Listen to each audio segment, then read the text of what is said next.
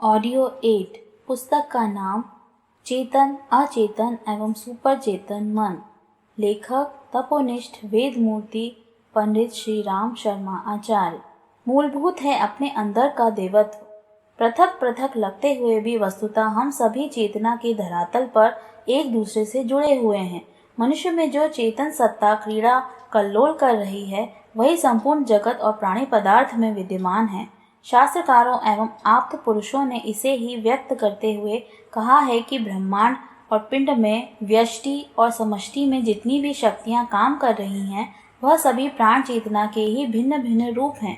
कल्प के आदि में अपने मूल रूप महाप्राण से उद्भूत होकर यह शक्तियां अंततः उसी में समाहित हो जाती हैं। इसी को दूसरे ढंग से पाश्चात्य मनीषियों ने भी स्वीकार किया है। सुविख्यात मनोवैज्ञानिक कार्ल जुंग का कहना है कि परोक्ष एवं सूक्ष्म रूप से हम एक दूसरे से सुसंबद्ध हैं। हम जो भी करते अथवा सोचते हैं, उससे दूसरे अवश्य प्रभावित होते हैं, ऐसा उनका मानना है। इस परोक्ष संपर्क को उन्होंने सामूहिक अवचेतन नाम दिया है।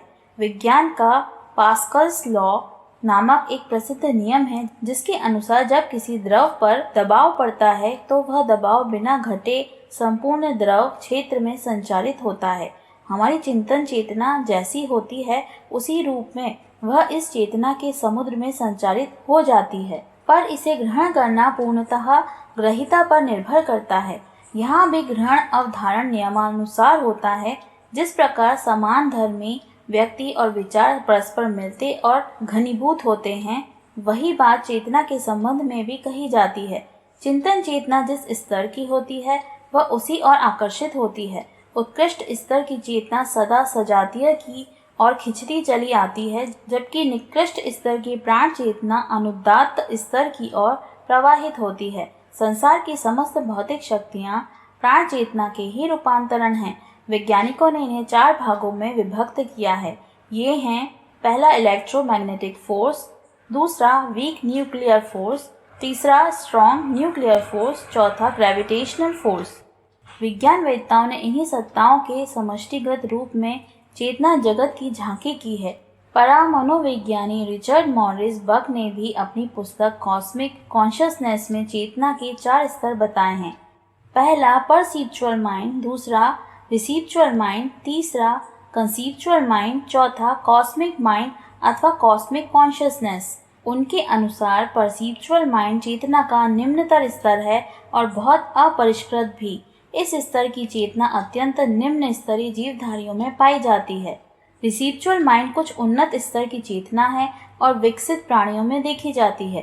कंसीप्चुअल माइंड को मानवीय चेतना कहकर वर्णित किया गया है और अंतिम श्रेणी को उन्होंने सर्वव्यापी ब्राह्मी चेतना कहा है। उनके अनुसार यह चेतना की सर्वोच्च स्थिति है, जिसमें पहुंच जाने पर व्यक्ति को एकत्व अद्वैत का बोध होता है। सब में स्वयं को और स्वयं में सबको देखने की विशालता इसी अवस्था में विकसित होती है। महर्षि अरविंद ने भी चेतना को 4 प्रमुख सोपानों में विभाजित किया है। ये हैं उच्चतर मन, प्रकाशित मन, संबुद्ध मन और ओवरमाइंड। चेतना के उच्चतर आयाम को उन्होंने सुप्रामेंटल नाम दिया है। उनके अनुसार चेतना के इस सर्वोच्च स्तर का संपूर्ण मानव जाति में अवतरण तभी हो सकेगा जब वह अपने गुण, कर्म, स्वभाव में परिष्कार लाकर विचारना, भावना और संवेदना को उच्च स्तरीय बना सके। साथ ही ईश्वर के प्रति श्रद्धा भाव रखते हुए पूर्ण रूपेण आत्मसमर्पण कर दें। इस संपूर्ण प्रक्रिया को उन्होंने इवोल्यूशन का नाम दिया है। इवोल्यूशन अर्थात आरोहण।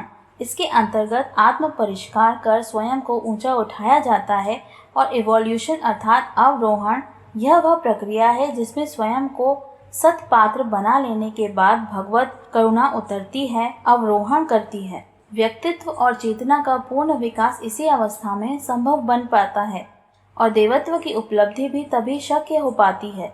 यह अवस्था प्राप्त व्यक्ति को उन्होंने नास्टिक बीइंग अर्थात अध्यात्मजीवी कहा है। रिचर्ड मॉरिस ने चेतना की इसी स्थिति को ब्रह्मांडीय चेतना नाम दिया है और कहा है कि जब तक मनुष्य जाति अपनी आत्म चेतना को उस दिव्य चेतना के अनुरूप उच्च स्तरीय ना बना ले, तब तक उसका अवतरण संभव नहीं। व्यक्ति जो कुछ भीतर सोचता है, वही बाद में शब्द के रूप में बाहर प्रकट होता है। विज्ञान ने शब्द को शक्ति के रूप में स्वीकारा है। शक्ति का ना तो नाश होता है, न निर्माण वरन रूपांतरण होता है। वह अपने मूल रूप में भी रह सकती है अथवा दूसरे में बदल सकती है, पर उसका विनाश कभी नहीं होता।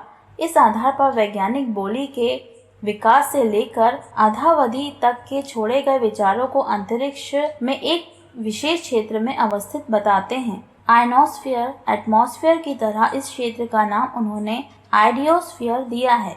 इस क्षेत्र में घूमने फिरने वाली विचार चेतना में से वैज्ञानिक अब यंत्रों के माध्यम से उन तरंगों को ग्रहण करने का प्रयास कर रहे हैं जो महाभारत युद्ध के दौरान गीता के उपदेश के रूप में निकली थी।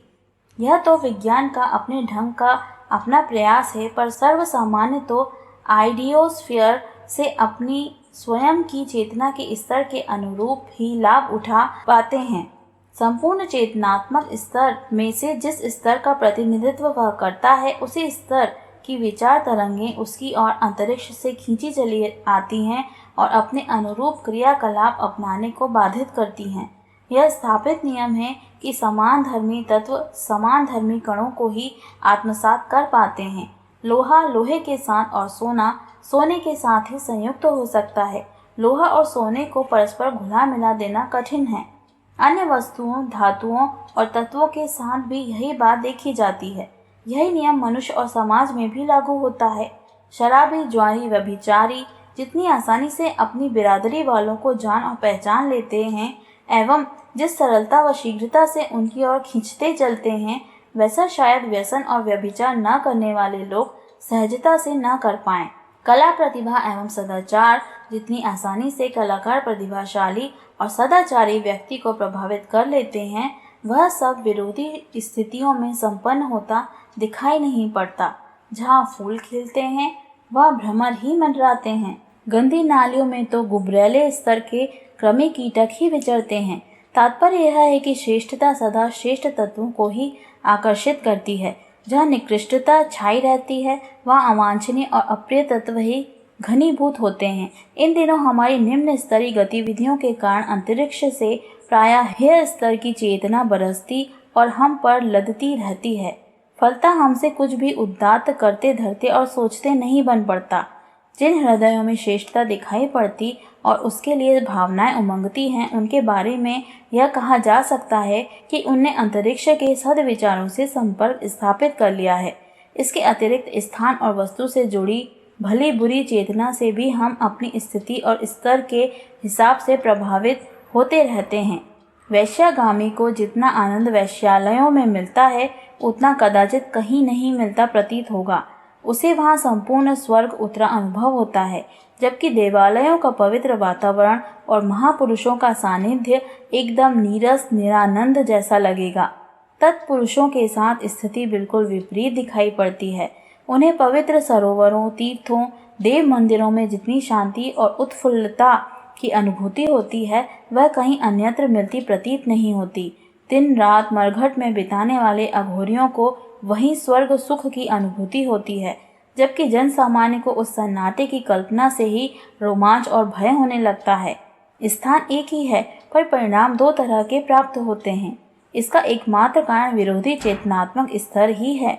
अघोरी की चेतना उतनी ही निकृष्ट होती है जितना शमशान का वातावरण। फलतः दोनों एक दूसरे में घुल मिल जाते हैं और किसी प्रकार का व्यतिरेक उत्पन्न नहीं होता।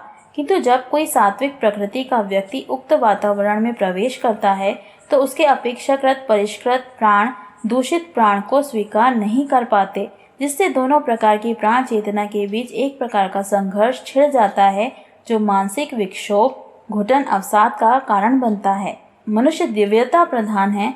जैसे जैसे अंतराल की परिष्कृति के कारण उसके अंदर इसकी मात्रा बढ़ती है, वैसे ही वैसे दिव्य चेतना से संपर्क सधने लगता है। इसकी अनुभूति उसे होने लगती है। जब यह चेतना संपूर्ण रूप में उसके अंदर व्याप जाती है, तो उसे ब्रह्मानंद की अनुभूति होती है। चेतना का अंतिम आयाम यही है। इसे ही तत्वज्ञानियों ने, तुरीय एवं मनोविज्ञानियों ने सुपर चेतन के नाम से पुकारा है। इसी को जगाना, स्वयं को इस अंतिम स्थिति तक पहुंचाना हम सबका लक्ष्य होना चाहिए। यह सिद्धि हमारे अपने ही अंदर छिपी पड़ी है। कुंजी ढूंढने के लिए ही अध्यात्म के सारे उपचार उपक्रम नियोजित होते हैं। यही हम सबके लिए श्रेय मार्ग भी है। देव मानव बनने का आह्वान। नृतत्व वेत्ताओं ने विविध पर्यवेक्षणों और उपलब्ध प्रमाणों के आधार पर यह निष्कर्ष निकाला है कि आदि मानव वन मानुष स्तर का था। उसमें पशु प्रवृत्तियों का ही बाहुल्य था। रहन सहन और क्रियाकलाप भी उसी स्तर का था। वह निज का उपार्जन कुछ भी नहीं करता था। प्रकृति के अनुदानों पर पशु पक्षियों की तरह अपना निर्वाह करता था। प्रगति की दिशा में उसके कुछ चरण और बढ़े तो पुरुषार्थ परायण हुआ। कृषि पशुपालन जैसे उद्योग सीखे। वस्त्र निवास अग्नि प्रज्वलन जैसी विधि व्यवस्थाओं से अवगत हो गया। बोलना सीख गया और अपने अपने समुदायों के प्रथा प्रचलनों से अभ्यस्त हो गया। भौतिक प्रगति इसी दिशा में गतिशील होती चली आई है। विज्ञान यंत्रीकरण अर्थशास्त्र एवं शासन तंत्र की उपलब्धियों के सहारे वह वहां पहुंचा है जहां आज है। उसके सामने सुविधा साधनों का बाहुल्य है। यह दूसरी बात है कि अपने व्यक्तित्व को घटिया बनाए रहकर वह उनका सही समुचित उपयोग न कर सके। मानवीय प्रगति का यही लेखा जोखा है। मनुष्यों में से कुछ उद्दंड, अत्याचारी, छली, आक्रामक, विलासी, अहंकारी बन गए हैं और कुछ को अपनी नासमझी, कुशलता, प्रतिभा के अभाव में गई गुजरी स्थिति में रहना पड़ रहा है। मनुष्य को बंदर की औलाद इसलिए कहा जाता है कि उसकी भावना और विचारना पेट और प्रजनन के इर्द गिर्द ही घूमती है। संकीर्ण स्वार्थपरता ही उसकी प्रकृति है। पेट प्रजनन के लिए वह मरता खटता रहता है। बहुत हुआ तो ठाट बाट बनाता, हर्ष जताता और आक्रामक बनकर अपनी विशिष्टता सिद्ध करता है। जो इतना नहीं कर पाते वे परिस्थितियों की प्रतिकूलता और भाग्य की विपरीतता को कोसते हुए दिन गुजारते हैं। मनुष्यों में से अधिकांश इन्हीं आदि मानव